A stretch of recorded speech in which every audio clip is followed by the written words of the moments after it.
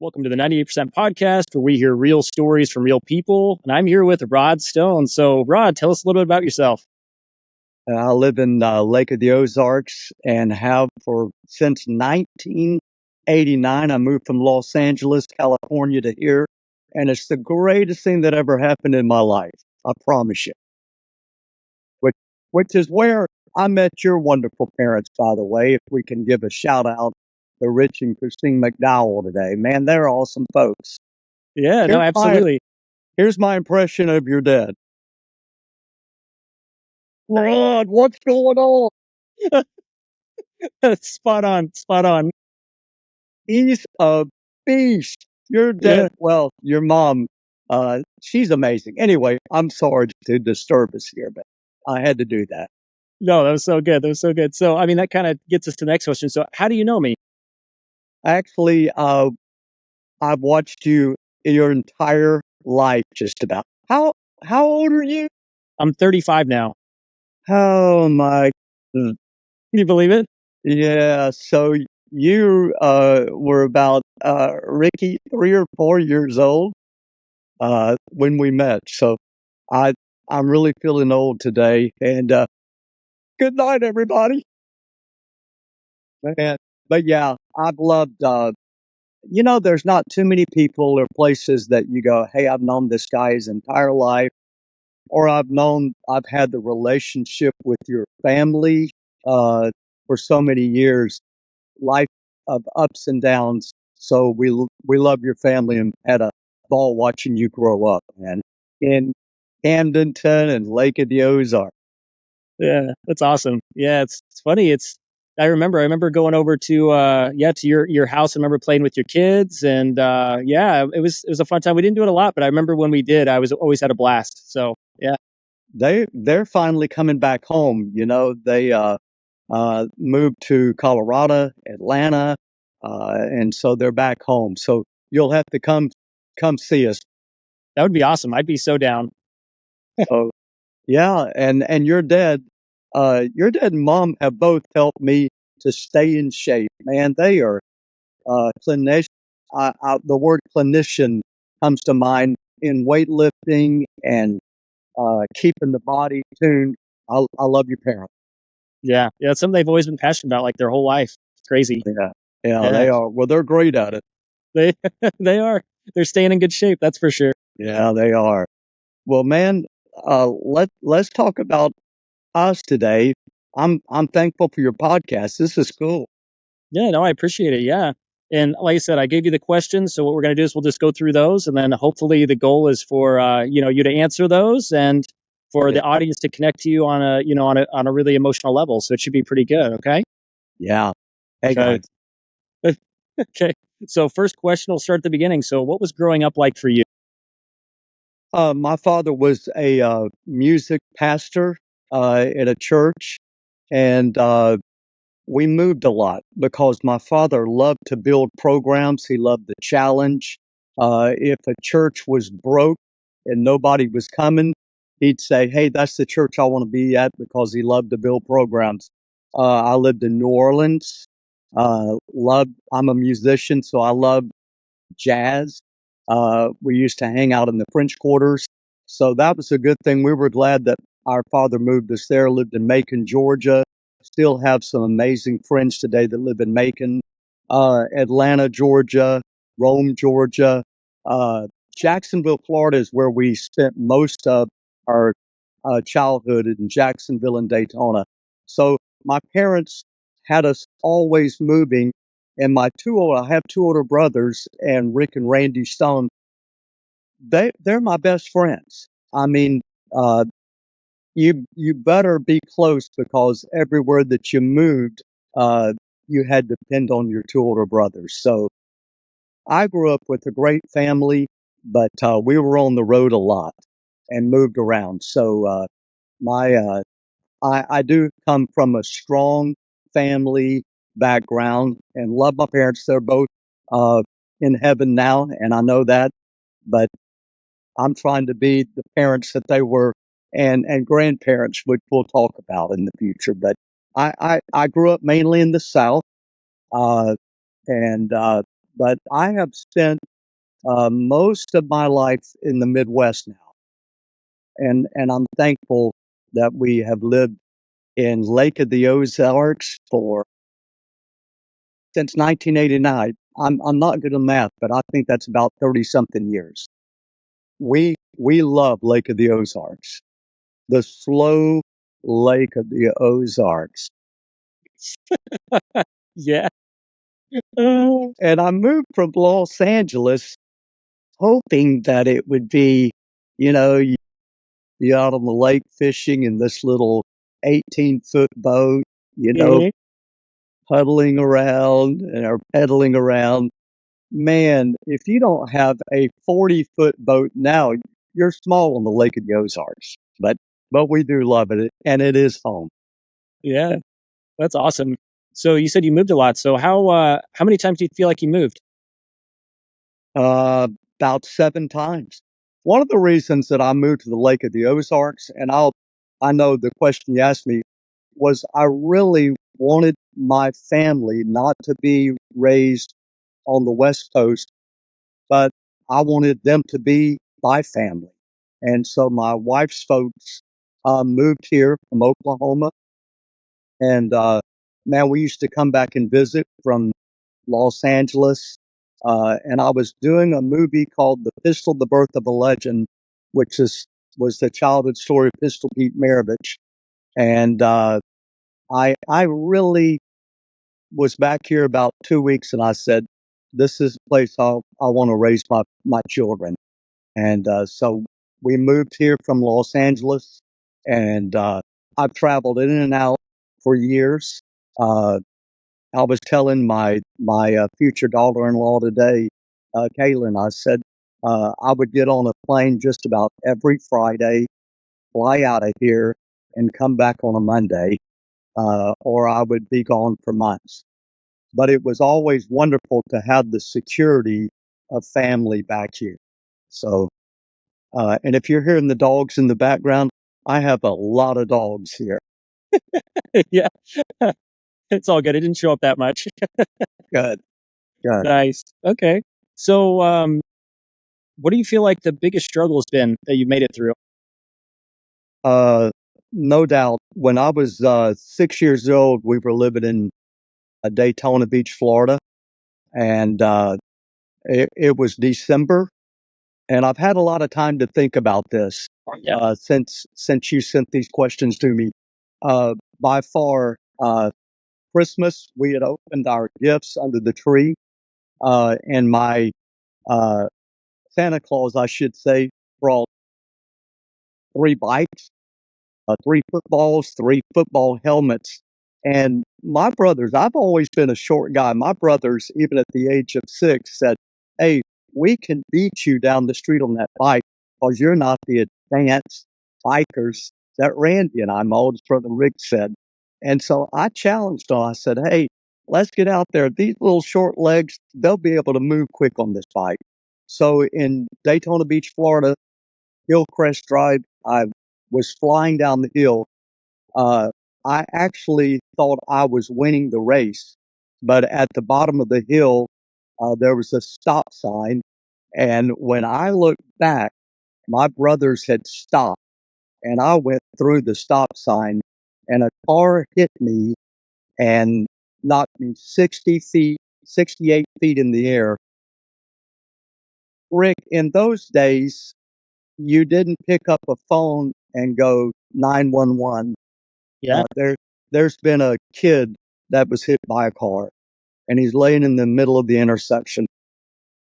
Well, actually, it down the road a little bit. My mom said in those days you had to run. My brother Rick and Randy ran back to the house, got my mom, came back down the street. By that time, of course, people were out around it because people had stopped.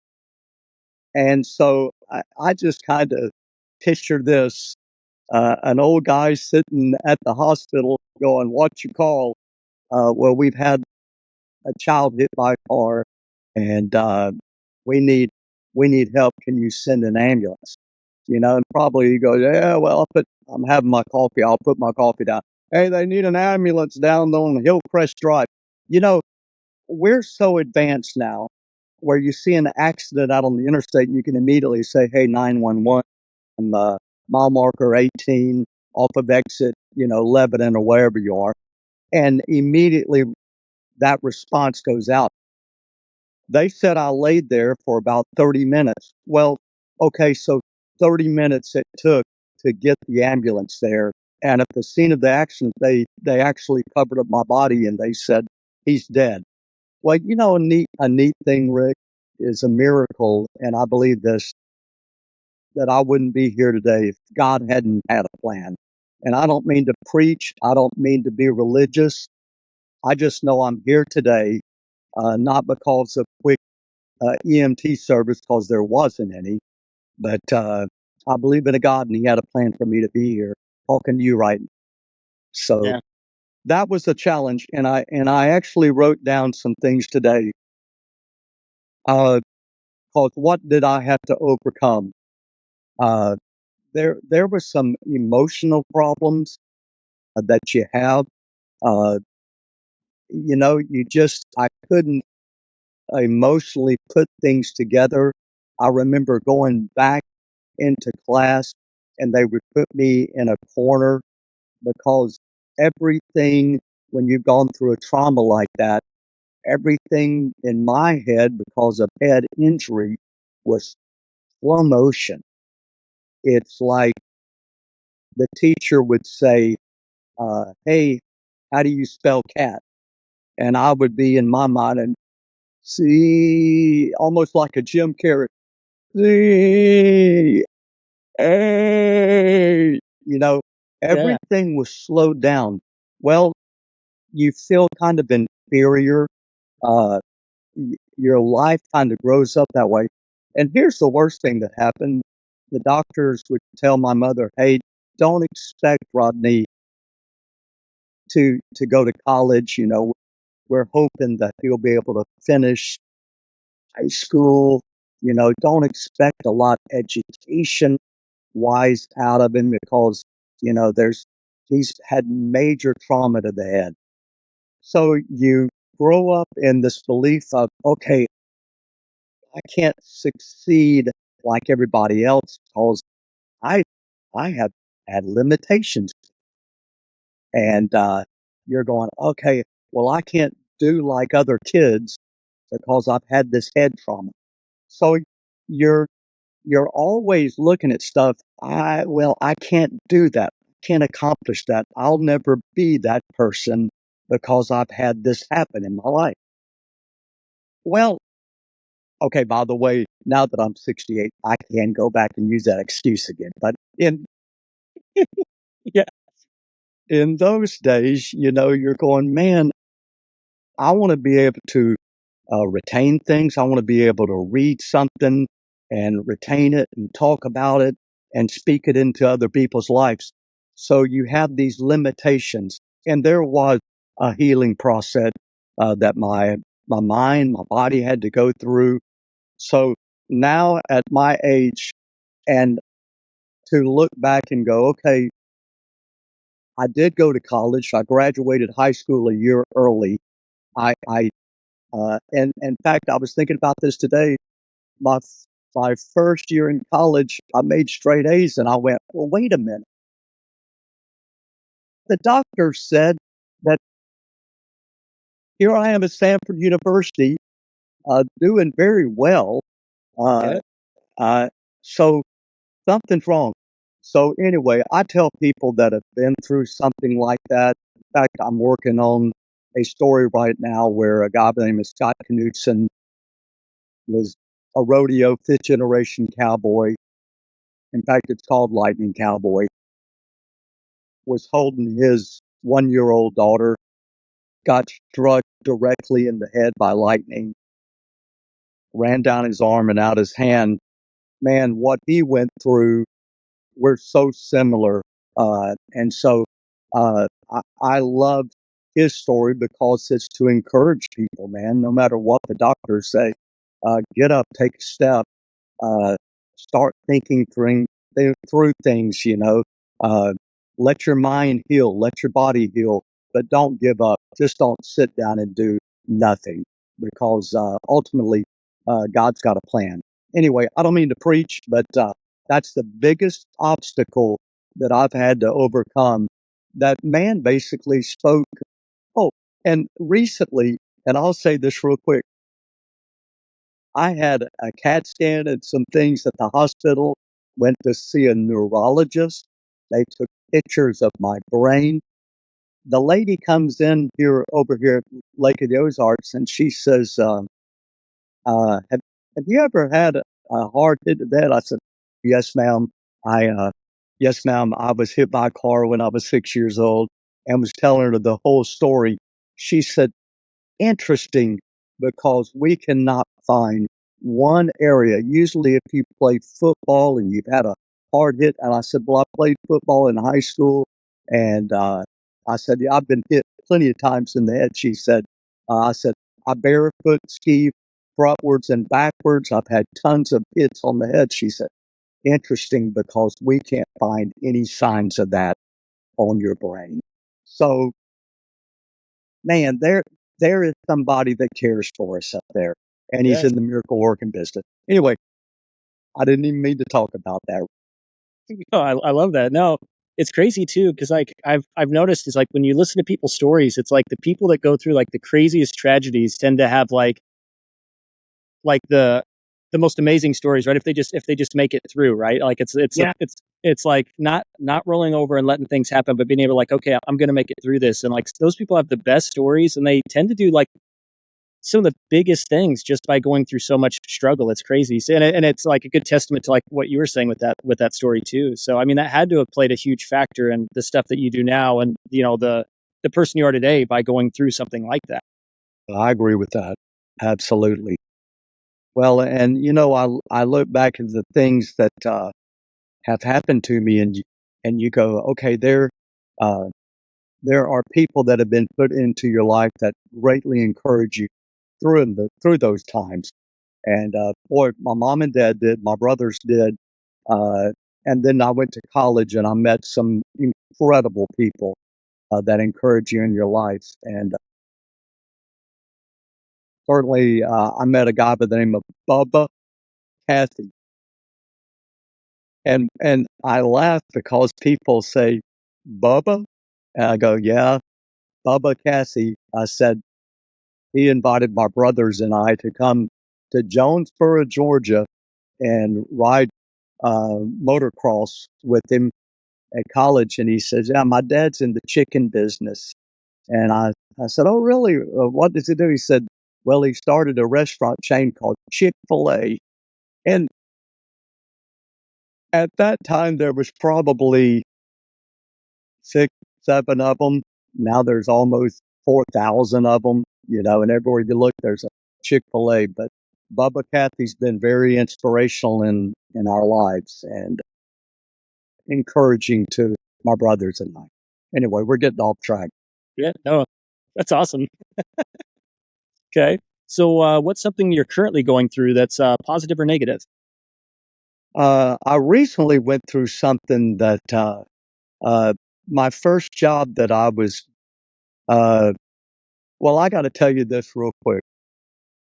Uh, I've been married to the same lady for 43 years, and my wife, Tammy, and we have 4 precious children and 6 grandchildren. But I was going through a divorce in 1980. I was traveling the countryside, was going all over the place, and I had been married about 6, 7 months. Came off the road, and my my wife had left me, and she said, I can't live this way, and I'm moving back to Birmingham, Alabama. So the group that I was with, the Stone Brothers, which is my 2 older brothers singing Christian pop music in the 70s, late 70s, 80, 1980, because that's when it ended.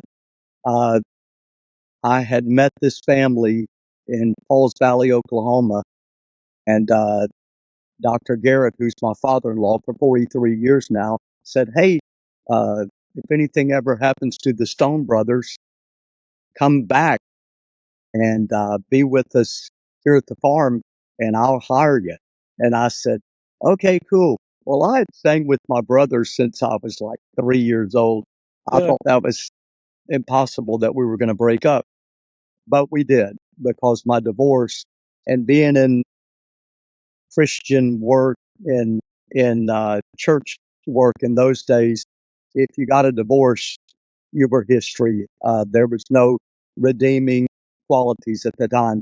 So I, uh, I went to Oklahoma and went to work on this buffalo ranch in Pauls Valley, Oklahoma, and it it was a challenge because you take a city slicker and you put him on a ranch, a buffalo ranch in Oklahoma. It's very dangerous. Yep. I broke everything imaginable. You know, uh, I I I I think I sent you a picture of a tractor. I dumped this tractor that was unsinkable, uh, and it got off and drove into the lake. You said about 2 stories high in this tractor, and all of a sudden I see the water coming up, and I push open the door, and I actually swim out.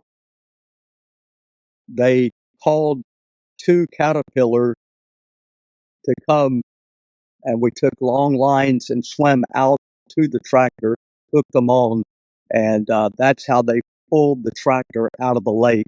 Uh, so about 2 months after that, my father-in-law said, "Man, I think you need to find another job, man." And so uh, at that time, I married the rancher's daughter, and we packed up and moved to Beverly Hills, kind of like the hillbillies, the Beverly Hillbillies. That actually I've been there and done that. But yeah, so I moved out to Los Angeles in 1981, and uh, began my career. I took a job as a youth pastor in a church called First Baptist Church Van Nuys, and in that youth department was a precious little 13-year-old girl by the name of Shannon Doherty, the actress. And I bring that up. We lost her back in July 13th. And I think that hit me hard because as a youth pastor, anybody that's want to make a good influence on people's lives, when you lose a youth, it impacts you greatly. And we lost Shannon to cancer back, I think, July 13th. And that really hit me hard because we're put in this life to make a difference in people's lives. And that's been a tough thing to overcome this year. I'm always asking, what could I have done? Was I there enough for her? Could I have communicated to her more? Since then, her brother and I, Sean, had talked. But those are always tough things when somebody gets cancer and they're taken from us so quickly. And she was 53, but I was not ready to see her life go. Yeah. So that's been tough. Oh, that would be tough, and it's sad too, because then it's those moments that that when it's stuff's tough like that, we tend to reflect a lot on you, like you said, like what we have done better, or what Yeah, exactly. But at the same time, really, there's nothing you could do, right? right. Yeah, That's which is correct. what's sad. Yeah, Anyway, that's been a tough thing, and we go forward and never forget to make a difference in someone's lives. agreed. Yeah. Okay. So this transitions really well to the next question. So, who is someone that's changed your life that doesn't know it? I know I got to thinking about that today because one of my uh, I would have to say going back to Chick-fil-A, Truett Cathy, uh, and I feel like he knew he had helped change our lives, but he passed away about 10 years ago. I'm not sure how much he knew he impacted us. But, you know, we're kind of going around a world to tell this story. But in 1990, I had stepped away from Warner Brothers Pictures in Los Angeles because I had met Pete Maravich, the basketball legend, and I was wanting to produce his childhood story along with a guy by the name of Frank Schroeder. And by the way, the writer of that movie is Darrell Campbell, that lives in Mount Vernon, Missouri, who's written for Home Improvement, Disney, a great writer that lives right down the street from us here in Missouri. And but to break away from the business of Hollywood is so tough. Uh, so, we made that step of faith. I had worked on a movie called The Mission with Robert De Niro, Jeremy Irons, Liam Neeson. Uh, we had worked on that, but I knew I wanted to produce great inspirational stories. But man, I was locked. You're locked into the Hollywood system, so to speak. And I love what Hollywood did for me because it's given. I was able to live in Los Angeles, make a living, and raise a family here. So I'm not saying anything against Hollywood, but to do an independent film and to step away from the Hollywood world, it's tough. And I'm saying back 30 years ago, it was tough. Today, it's a little easier. And I'm going to tell you why. So, but in those days, we made this independent film, The Pistol, The Birth of a Legend. Well, you still have to get it distributed. So I went to Warner Brothers. I went to all of the distributors that I had relationships with, and none of them wanted to release a G-rated film called The Pistol, The Birth of a Legend. So they all said, nope, not doing it. 87% of the films that are put out that year were rated R, NC 17, PG 13. We're not doing any G rated films. And they didn't have a family genre. That didn't exist. So I go to Bubba Cathy, that friend from college, and I said, hey, can I bring our film to Atlanta, rent a theater, and show it to your dad? I said, I really want him to see this film. So that happened. We sat in the theater, Truett, Bob, I think Dan Cathy was there, a few family members.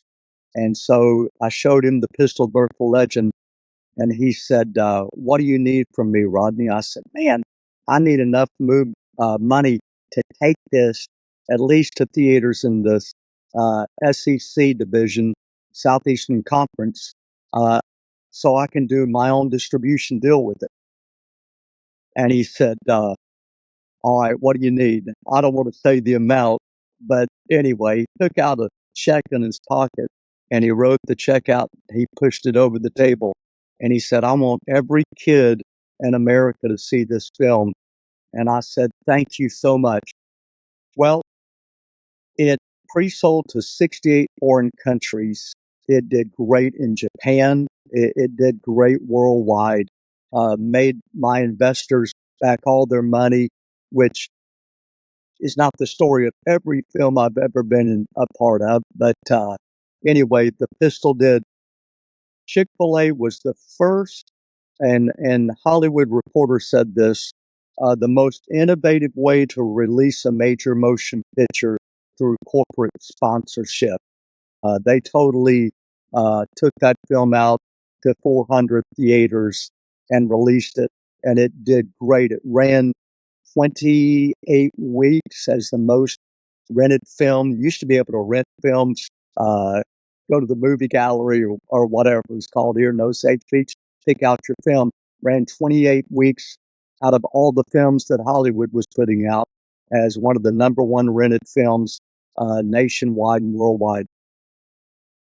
That started a new shift in releasing films to the theater through corporate sponsorship. And man, I'm thankful for Truett Cathy because he was not only uh, the inventor of the chicken sandwich as we know today, Yeah, yeah. but he was also put his money where his mouth is in saying, "Hey, I want great things for our families to watch," and he got financially behind the Pistol, the Birth of a Legend. So I'm very thankful for Truett Cathy, and only heaven knows what he's meant to my life in not only musically speaking, but film wise as well.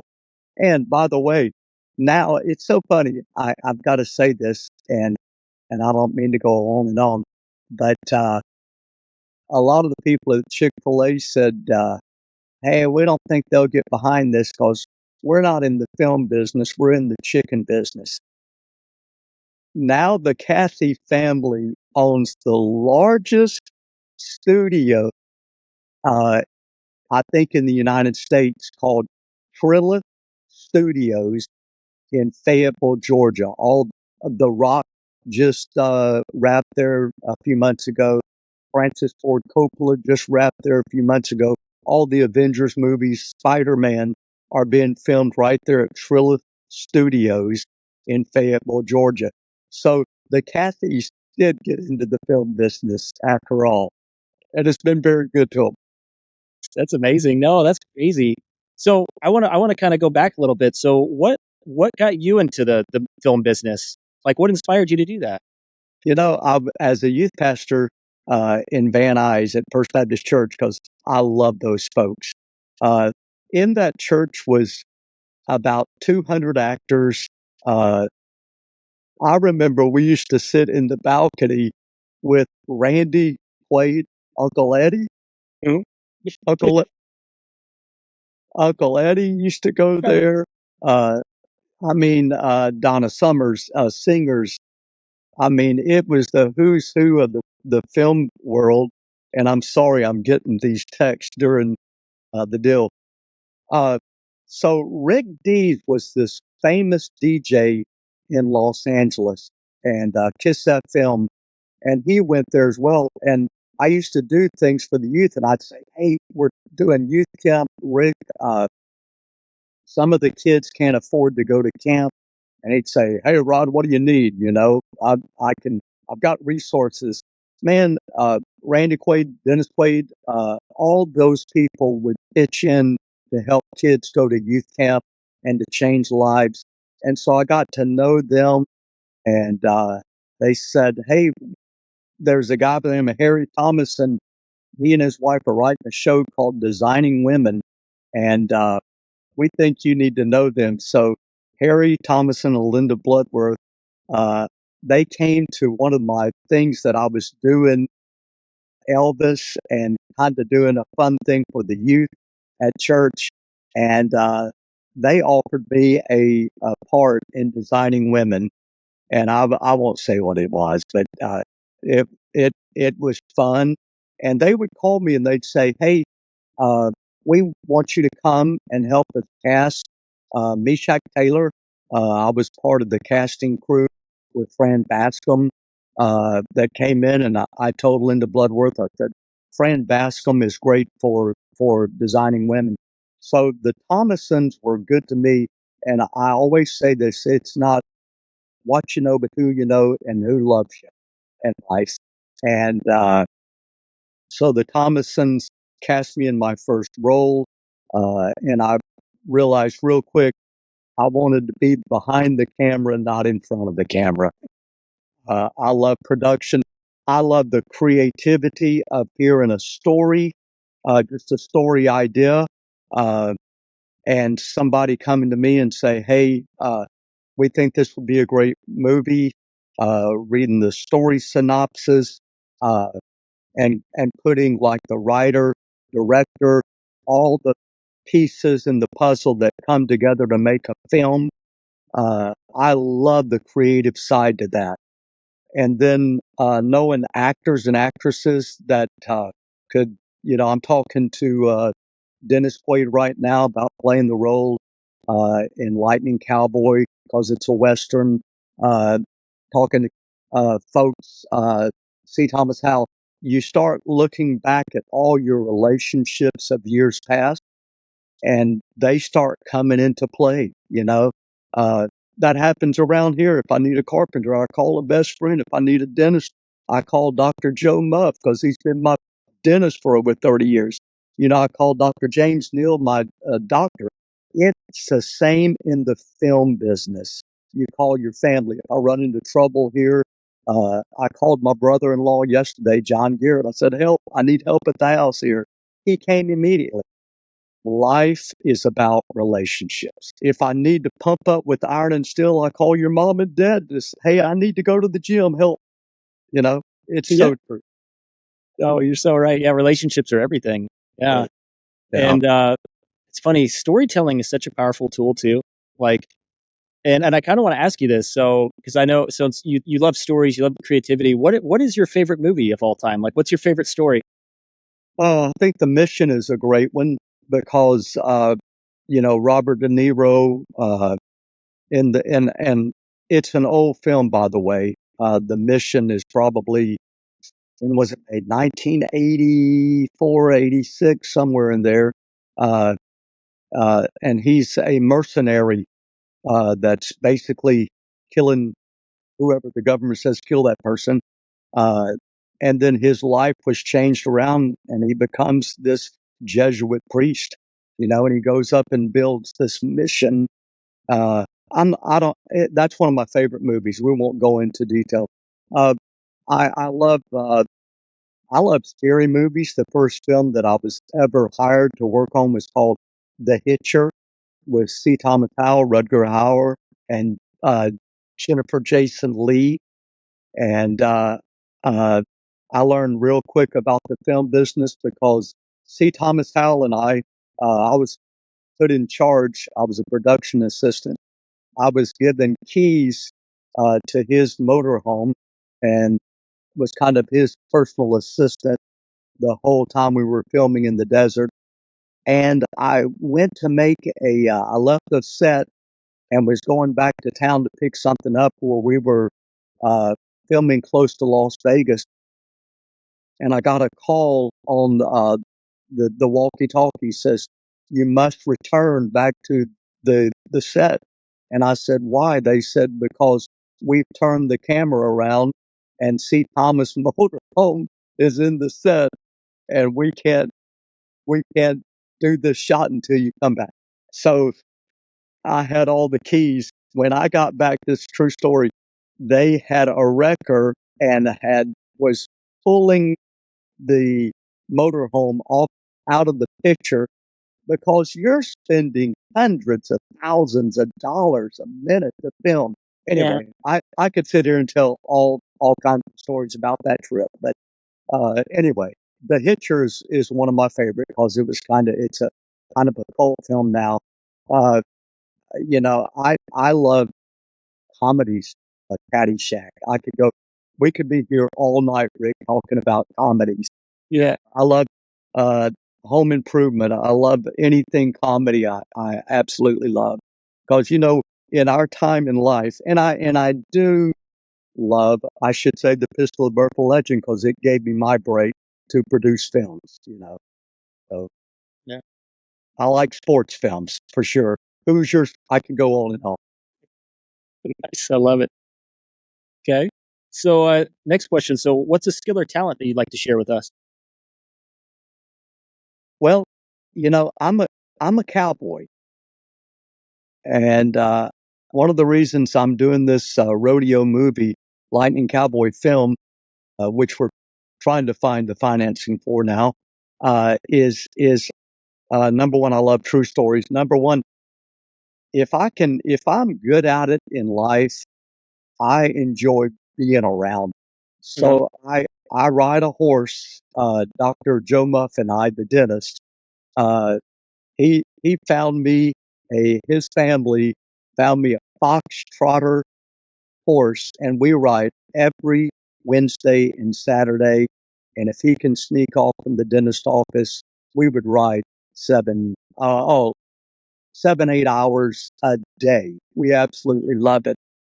So my horse is a fox trotter, a Serenity, and I, you know, I love horses, which is one of the reasons I went to work on my wife's ranch in Oklahoma. I do love horses. I love animals, and I feel like I'm good with them. Uh, a horse can feel your heartbeat from 4 feet away. Uh, they're very discerning, and if you're afraid of them, they feel that. And I love horses. I have that connections, and it's also very healing. Horses are great for people that have had trauma or PTSD. Uh, I love to see that they can team up with a horse, and there's very much healing there. So I'm a part of a few things like that that we're going to do in the future through Lightning Cowboy Film. That's awesome. Yeah. So I love to ride.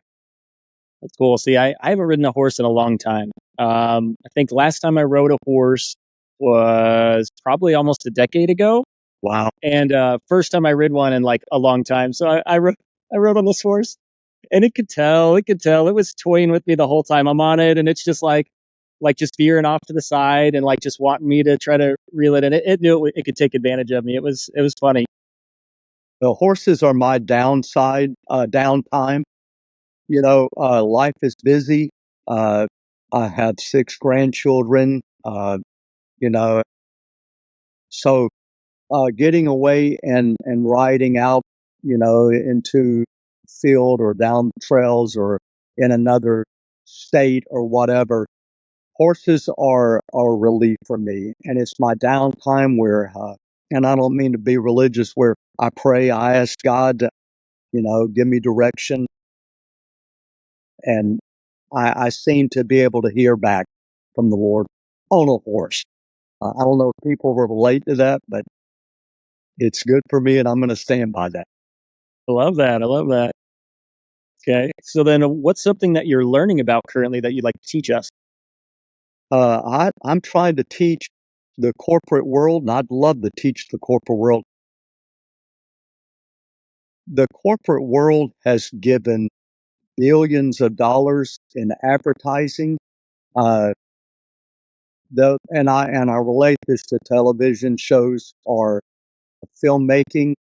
Corporations will go, "Hey, here's billions of dollars," and the system in years past has said, "Okay, well, we'll take, if you want a commercial on Super Bowl, we'll take your $10 million for, you know, uh, 60 seconds." The corporate world, because of COVID, now realizes, wait, in some ways we don't need Hollywood because we can create our own material thanks to YouTube and this show that you're doing. Uh, and we can uh, basically take their corporate money. We can make theatrical films. They can invest. They can be partners. They can control distribution if they want to. And that's not that's not a new thing. I started saying old thing. It's an old thing for me. It's what I did with Truett Cathy and Chick-fil-A Corporation when they released the pistol. Now, they didn't want any money back because they appreciated the advertising and the sponsorship dollars. But we can take corporate uh, financing, make a film, roll, uh, roll the sponsorship dollars out, and control marketing.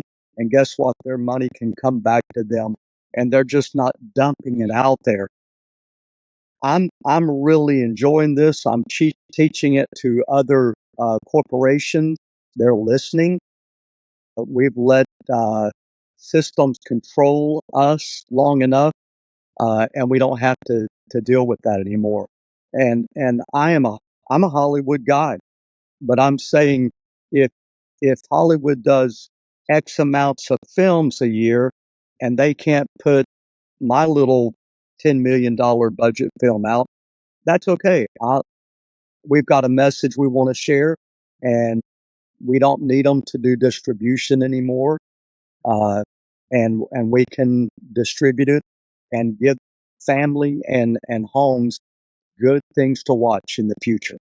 So that's something I'm passionate about, right? That's awesome. So is that a big reason why you think so many independent artists and stuff too are kind of getting their break this time? It's just because of technology and potentially corporate sponsoring and stuff like that? Yeah, Rick, it's one thing to beg, but it's another thing to have a wonderful opportunity. We're not going, hey, would you please give us X amounts of dollars? Uh, Man, I'm right now talking to, and I started to say the people, but I can't. But uh, working with corporations that are going, we never realized that this could happen. We never realized that we could put our marketing dollars into this and it come back. We never realized we could be a part of that because there's been such a monopoly on the film business, the music business. How many artists out there? I think was it Train that couldn't hardly make it in the record industry, and all of a sudden they started doing their own thing, and it exploded. Uh, so anyway, and that's what we've had to do that. I've had to do that in my entire life. When I was in the Christian group, the Stone Brothers band in the '70s, there was no place that we did we all three played trumpets. Uh, we grew up on Earth, Wind, and Fire. We grew up on Chicago, uh, you know, groups that musically didn't fit into that Southern gospel mode, that the Southern gospel. And I love Bill Gaither, and the Gaithers are friends of mine. But, you know, if we'd have had that years ago, streaming and YouTube, we had Chick-fil-A sponsoring us all those years, but we couldn't have made it if it hadn't been for the Chick-fil-A's and the Tom's Foods and those that basically were behind our music in the '70s. We couldn't have made it. It wasn't until B.J. Thomas and Amy Grant came along uh, that they started creating markets for that type of music. So that's where we are today with the film business. I love my Hollywood roots, but I don't have to wait on distribution or funds to make films. And that's as they said in one movie, that's a fact, Jack. Yeah, well, I'm curious too. So does that mean with you doing independent stuff, does that give you more creative freedom than it would have if you were working, with Hollywood?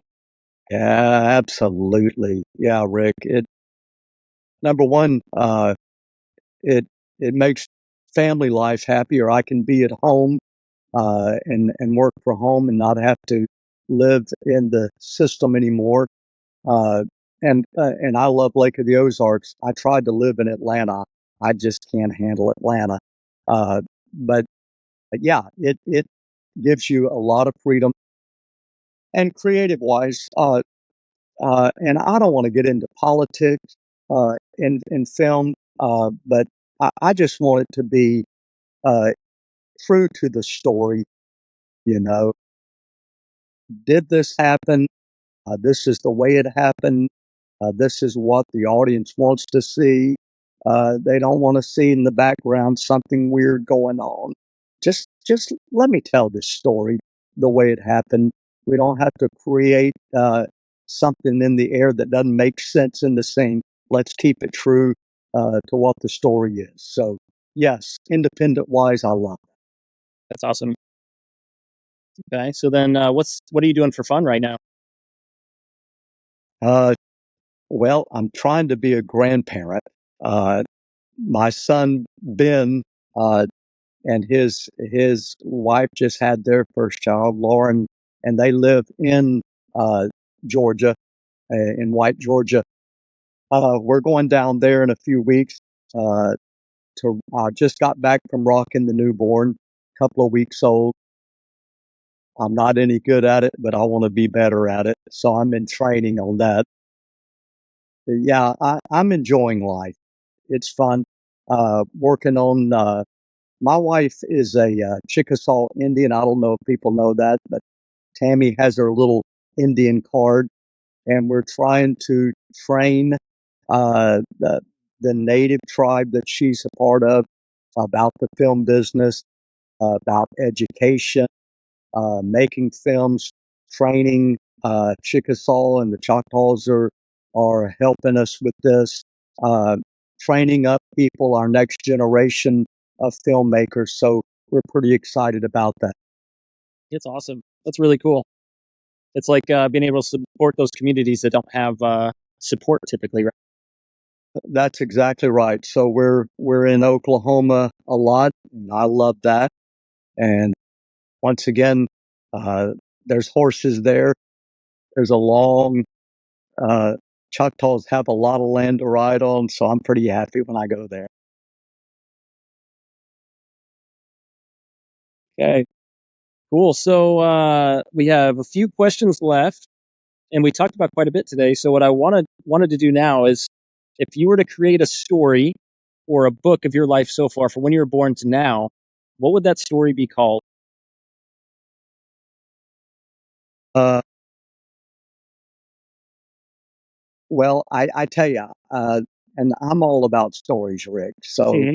uh, it, I would say, kind of like the song a bunch of years ago, a producer by the name of Rick Gerard, who produced Jose Feliciano, produced Jefferson Starship, uh, found the Doobie Brothers guy. I can't think of his name right now, but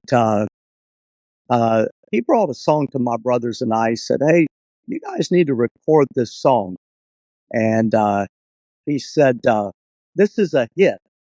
And so we did a little rendition of it. And this was back in 1981.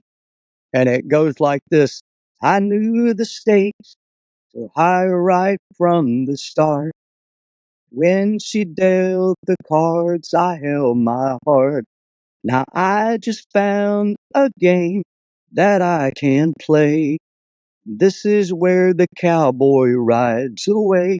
Well, we didn't record the song. And it gets me every time because a country song guy, a country music artist did it. And it went number one. The Cowboy Rides Away by George Strait. Yeah. I get so tired of coming in second. So Rodney Stone, The Cowboy Rides Away. Hey, the Cowboy Rides Away. I like that. And so if I had the chance to work with George Strait, and I hope to, because I know his record producer Tony Brown well, uh, I would say, hey, the Stone Brothers almost got that song before you, and actually in history we did, and I've got the tape to prove it. Rick Gerard passed away a couple of years ago, but man, though you just gotta grasp those moments in life. Man, I hated missing it. Oh man, yeah, it's crazy too. It's funny, like just those choices. Sometimes it seems like some of them could be frivolous or whatever, but sometimes choices, it's a big deal, right? Missing out on something and having regrets, and that's the Get that thing. one back again. I know. Uh, but I am a fan of George Strait, so I'm happy for him.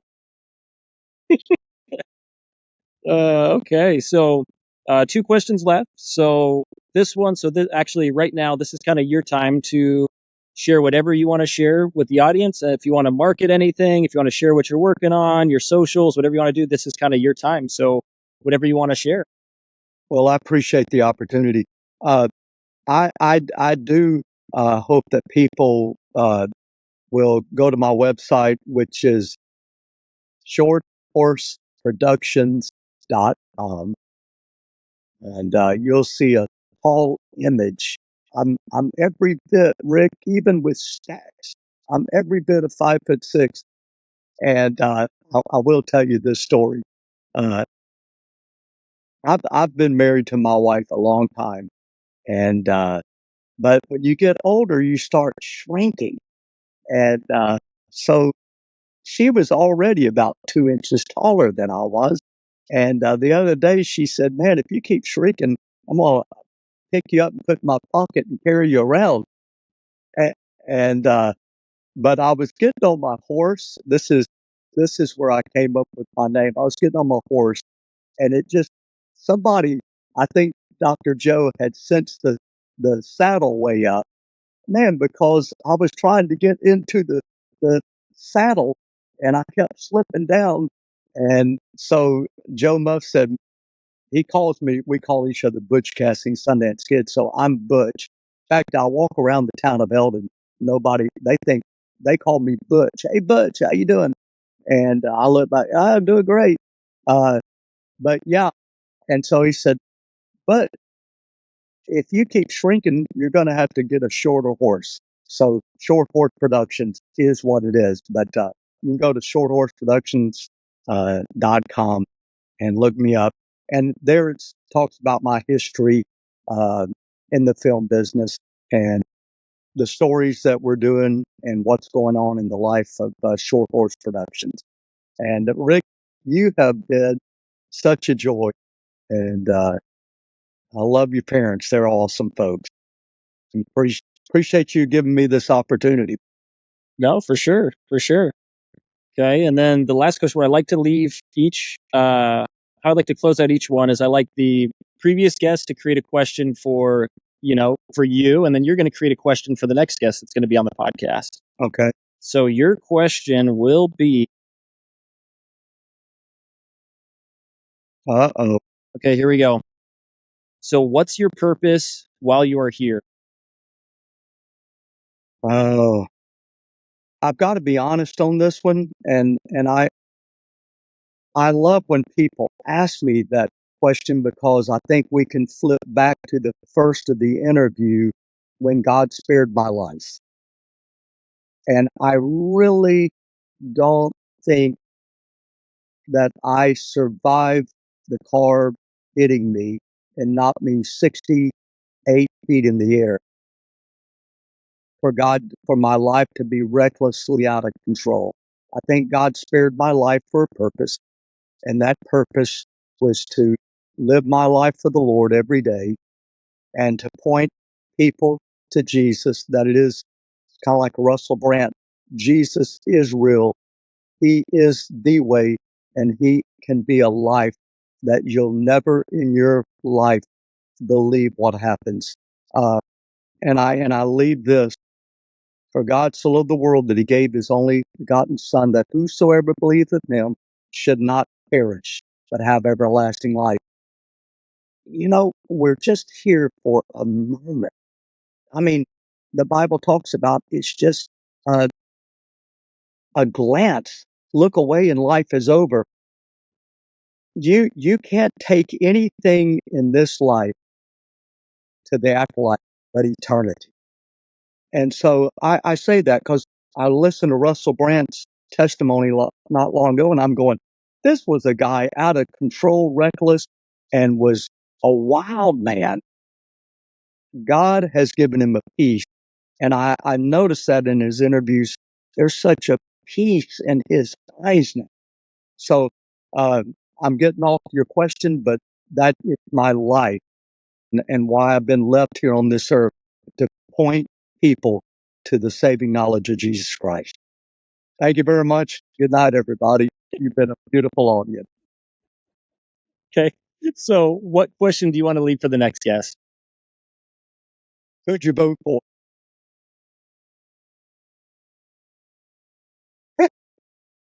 Man, that'll get interesting. Let me give an easier one. There you go. Man, what legacy do you want to leave? Perfect. Well, it's been nice having you on. Is there anything else you want to share? Man, Rick, I've gone way over. I'm trying to see what's on the screen. How many minutes we've been here? Good night. It's just an hour. It's an hour. We can spend more time if we need to. All right. If there's anything you want to talk about. Well, for you, I would overdo all of it again because it's been great. But thank you. And come see us. I used to see you all the time when you come to Hawk Island. So Yeah, those were great days. Let's do it again. for sure. Let's do it. All right, So man. thank you so much for being on here, and I'll see you next time. Okay. See you. Thanks for